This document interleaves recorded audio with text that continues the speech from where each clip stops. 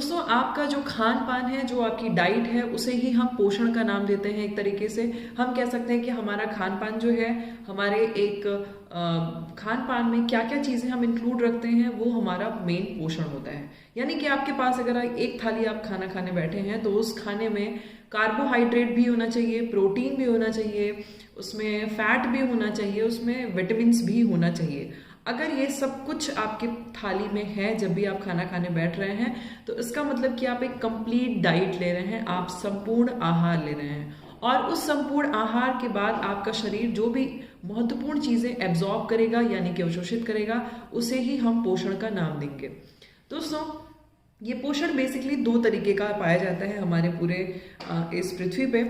दो तरीके में कौन कौन से तरीके हैं? एक है हमारा ऑटोट्रॉपिक और दूसरा हमारा है हेट्रोट्रॉपिक।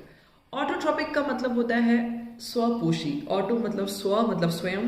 ट्रॉपिक का मतलब हो गया पोषण, मतलब खुद से ही अपना पोषण पूरा करने वाला। और दूसरा हमारा है दोस्तों हेट्रोट्रॉपिक। हेट्रो का मतलब हो गया दूसरे पर आधारित, ट्रॉपिक मतलब पोषण, यानी कि जो अपने खान पान के लिए या अपने पोषण के लिए दूसरे पर आधारित हो। ठीक है। अब दोस्तों इस हिसाब से अगर हम देखें तो ऑटोट्रॉपिक में यानी कि स्वपोषी में सिर्फ और सिर्फ पौधे आते हैं। क्यों?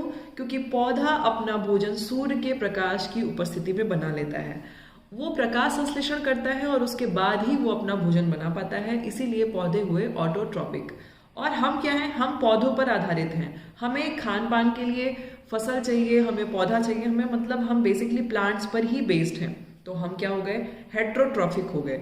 इस तरीके से आप और भी एग्जाम्पल कमेंट सेक्शन में बता सकते हैं कि आप किसको और हेट्रोट्रॉपिक की कैटेगरी में